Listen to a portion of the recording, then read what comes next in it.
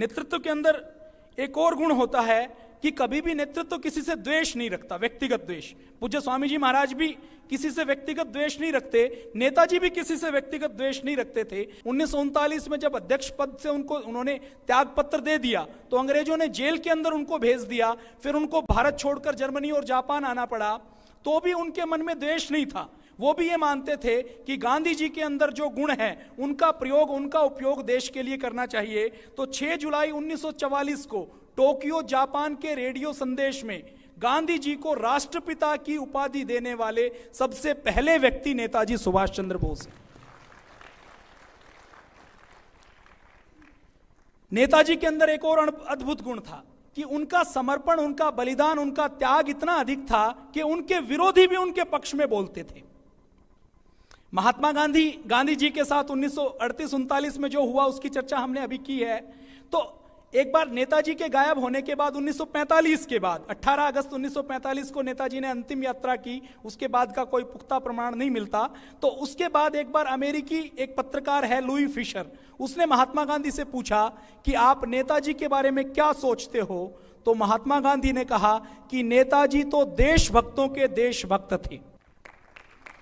ऐसे ही एक बार फिर एक पत्रकार ने भारत की आजादी के बाद 1947 के बाद जब भारत का विभाजन हो चुका था, लाखों व्यक्ति मर चुके थे, लाखों माताओं बहनों के साथ बलात्कार हो चुके थे, पूरा देश जब आग में जल रहा था, तो एक पत्रकार ने गांधी जी से पूछा, नेताजी के बारे में जब सवाल किया तो गांधी जी ने उत्तर दिया कि आज अगर नेताजी भारत में होते तो भारत और पाकिस्तान का विभाजन नहीं होता। एकमात्र नेताजी के अंदर वो काबिलियत थी जो हिंदू और मुसलमान दोनों को साथ लेकर चल सकते थे।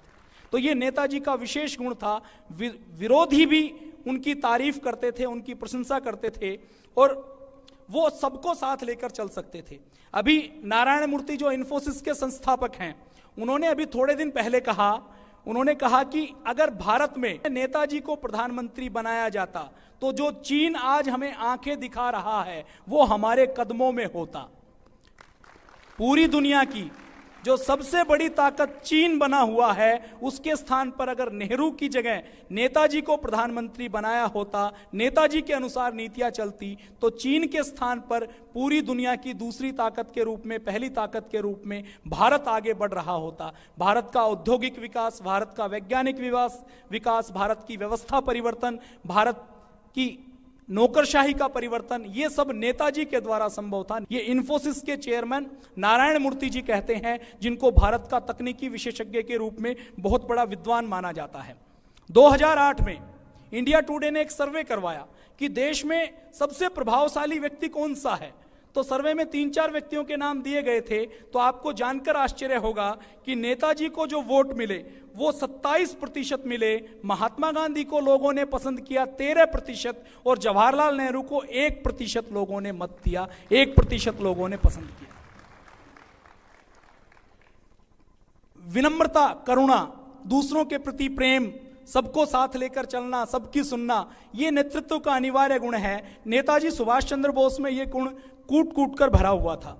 नेताजी सुभाष चंद्र बोस के पास जब भी कोई जरूरतमंद आता था, जब भी कोई शिकायत लेकर आता था, चाहे वो कितनी भी जल्दी में क्यों ना हो, वो उनकी बात जरूर सुनते थे, उनका समाधान जरूर करते थे। और जो घायलों के लिए हॉस्पिटल बना होता था, उस समय जो मलेरिया और दूसरी बीमारियां फैलती थी, जो व्यक्ति हॉस्पिटल में चले जाते थे, तो नेताजी का एक नियम था कि वह बीमारों की, रोगियों की, दुखियों की सेवा निरंतर करते थे, निरंतर हॉस्पिटल में जाते रहते थे।